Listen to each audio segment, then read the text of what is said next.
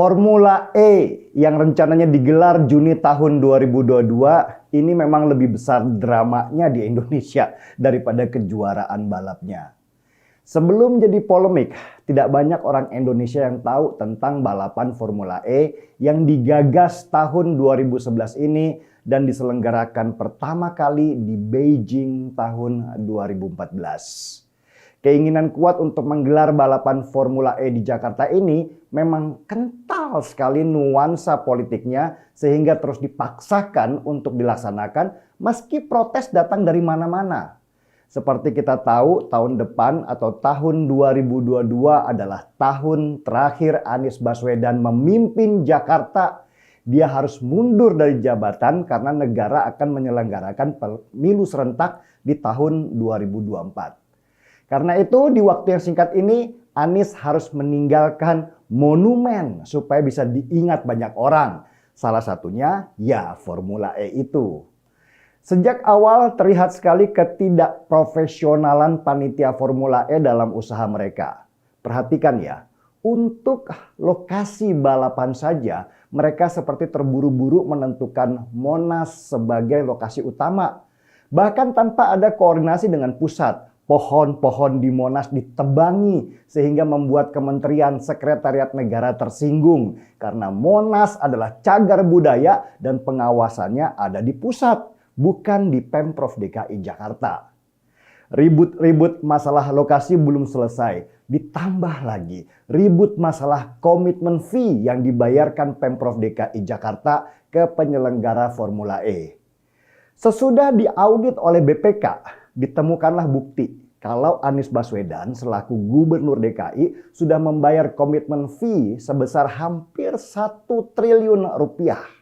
Itu baru biaya komitmen fee dan bank garansi. Belum lagi biaya untuk penyelenggaraan Formula E yang diminta oleh Pemprov DKI sebesar lebih dari 1 triliun rupiah.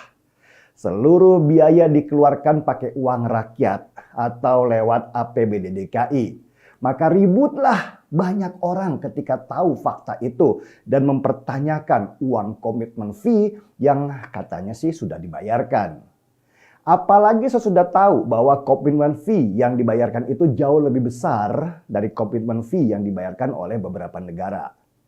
Bau-bau nggak sedap di Formula E ini mulai dicium oleh beberapa anggota DPRD DKI.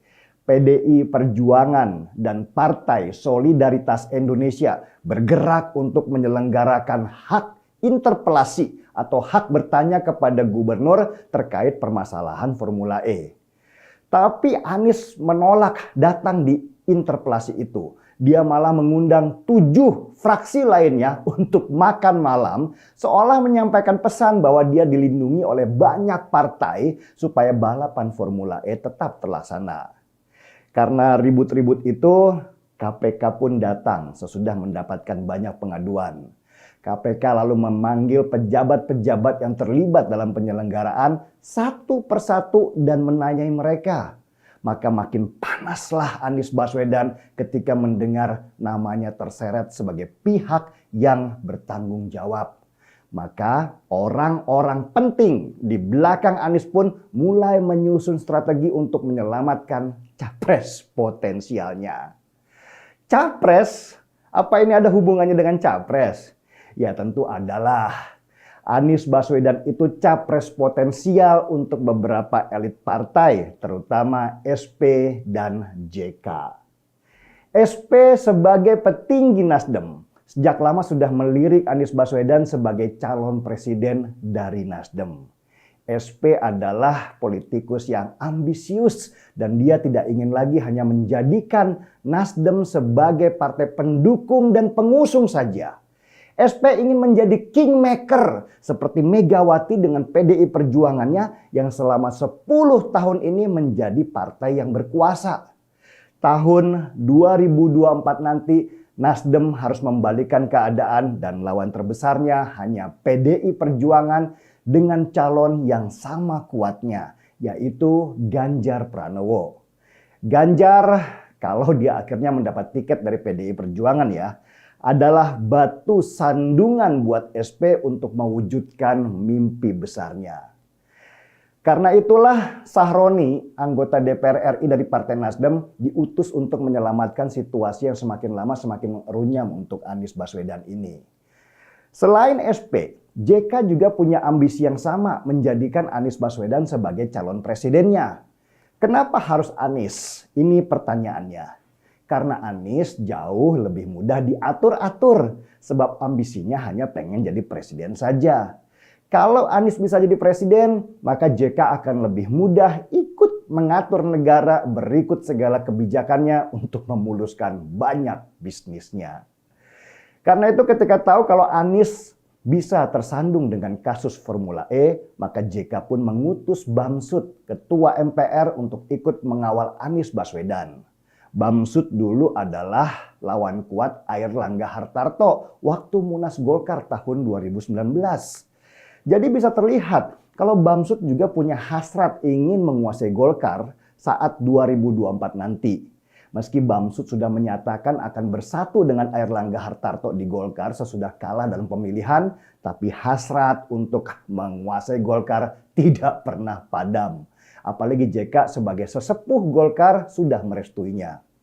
Dan ingat bahwa Partai Golkar juga Partai Nasdem datang dan mendukung Anies Baswedan saat diundang makan malam ketika Anies mau diinterpelasi. Jadi posisinya sudah jelas ya, kalau Anies Baswedan harus diselamatkan dari situasi yang sangat panas ini. Langkah pertama mereka adalah dengan membentuk panitia Formula E, di mana Bamsud dan Sahroni sebagai ketua-ketuanya. Bamsud dan Sahroni tergabung di Ikatan Motor Indonesia atau IMI, jadi mereka lebih mudah menyamarkan situasi yang sebenarnya sangat politis itu dengan baju asosiasi kendaraan bermotor. Meski begitu, banyak yang heran, kok mau-mau aja sih Bamsud yang ketua lembaga tinggi negeri ini menjadi ketua panitia di pagelaran balap mobil setingkat provinsi? Langkah pertama panitia yang baru dibentuk itu adalah mengundang co-founder Formula E ke Jakarta. Sesudah itu mereka mulai mengarahkan untuk mengadakan audiensi ke KPK dan juga ke Jokowi.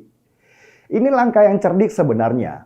KPK penting untuk didatangi untuk menghapus pandangan masyarakat kalau Formula E yang sedang diselidiki KPK itu sedang terlilit kasus korupsi. Apalagi KPK sudah bicara akan mengumumkan tersangka dari kasus Formula E. Kalau KPK akhirnya mengumumkan adanya tersangka, setidaknya nama Anies Baswedan harus diselamatkan. Caranya ya dengan mengajak KPK ikut mengawasi Formula E. Ini ajakan yang telat sih sebenarnya. Karena kalau pengen ngajak KPK seharusnya sejak awal-awal, bukan ketika Formula E sedang diselidiki. Langkah kedua adalah dengan menyeret nama Jokowi dalam kasus ini. Ini drama baru lagi yang mereka ciptakan. Tiba-tiba Bamsud mengumumkan kalau penentu lokasi Formula E ada di tangan Jokowi. Ucapan Bamsud ini mengundang polemik baru lagi. Valdo Maldini, staf khusus Mensesnek, langsung membantah kalau Jokowi tidak perlu dilibatkan dalam kasus Formula E. Bahkan Valdo mengungkapkan fakta baru kalau Anies Baswedan sudah bolak-balik ingin ketemu Jokowi membahas lokasi Formula E yang masih goib itu. Dan sikap Presiden Jokowi adalah tidak ingin ikut campur dalam urusan dan penentuan lokasi Formula E. Karena itu urusan provinsi, bukan urusan pusat. Apalagi sejak awal pusat nggak pernah dilibatkan sama sekali dalam event ini. Meski langkah Bamsud ini cerdik dengan mencoba menyeret Jokowi ke pusaran kasus ini, ternyata Jokowi juga jauh lebih cerdik. Dia tidak ingin penyelidikan KPK berhenti karena panitia Formula E berhasil menghadap Presiden. Jokowi ingin penyelidikan KPK di kasus Formula E ini tidak terintervensi oleh siapapun. Maka dia menghindar dan menyerahkan kasus ini sebagai tanggung jawab penuh dan sendiri. Ya, halo teman-teman, kembali lagi dengan saya di channel ini, channel Indonesia 2045 yang membahas seputar politik, pendidikan, hingga budaya. Ya, banyak sekali tadi penyampaian yang kita sudah dengar dari penyampaian Bung Denny Siregar. Dan tentu ini menjadi sebuah ulasan yang penting sekali menurut saya. masalah Formula E ya, yang sempat viral-viralnya dan katanya ada dugaan korupsi besar ya. Saya nggak tahu benar atau enggaknya gitu ya, tapi ya siapa yang bisa memastikan gitu ya. Dan coba saya lihat ya bagaimana sudut pandang dari teman-teman kita, bagaimana apa namanya penilaiannya ya, bagaimana pendapat kawan-kawan kita yang memberikan komentarnya pada video ini. Coba saya lihat dari yang pertama ya. Damai Indonesiaku, salam bersatu rakyat Indonesia demi keutuhan NKRI. Video lama muncul lagi, kalau sekarang berbalik Denny Siregar membela Anies dan menyalahkan Jokowi. Itulah politik, cuma beda selera saja. Ya politik ini teman-teman ya suatu waktu bisa berubah kapan saja. Kawan bisa jadi lawan, lawan bisa jadi kawan. Ya tergantung sebetulnya kalau politik ini ya. Tergantung pada siapa, bagaimana, dan untuk siapa gitu ya. Kemudian berani berbuat harus berani tanggung jawab. Anies makan nangkanya, Bapak Jokowi kena getahnya. Kadrun jahat selalu Bapak Jokowi disalahkan, sungguh biadab.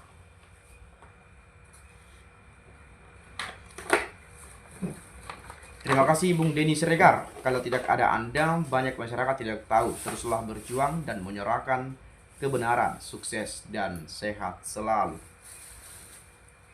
Suruh Polri saja pakai alat tes kejujuran Anies soal korupsi Formula E. Atau Kuya, biar rakyat bisa lihat dan jelas kejujuran Anies.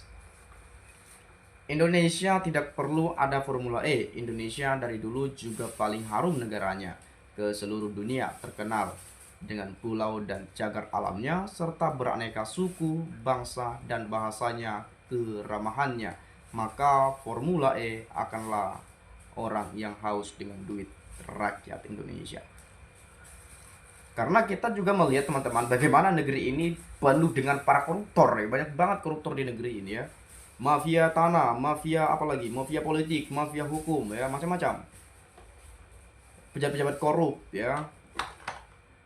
Dan ini saya rasa yang apa namanya ya, semacam menghambat juga ya, menurut saya menghambat pertumbuhan ekonomi.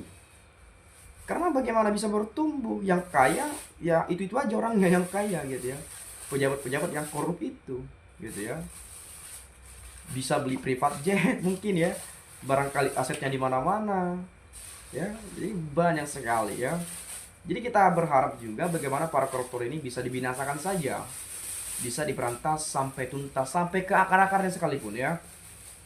Kita mengharapkan hal itu. Kemudian setahun kemudian semuanya mau ikut cawe-cawe, tak ketinggalan dari Pak Lurah sampai Pak RT. Pak Aniesnya beli tiket santai nonton bersama keluarga dengan latar belakang stadion megah Jakarta. Ada yang timbul dan ada yang akan tenggelam ya. Loh, ngajak KPK kok enak banget, kelak sebetulnya terpidana malah KPK mau dicemplungkan. Ternyata juga mau nyeret Pak Jokowi, dasar pencoleng. Culik munafik, bisa pinter kok, cuma pinter untuk jahatin orang lain. Orang apa itu namanya? Ya. Ya mungkin itu saja ya teman-teman ya. Kalau punya pendapat lain ya bolehlah nanti silahkan sampaikan di komentar pada video ini. Mungkin sekian, semoga ke depan lebih baik lagi.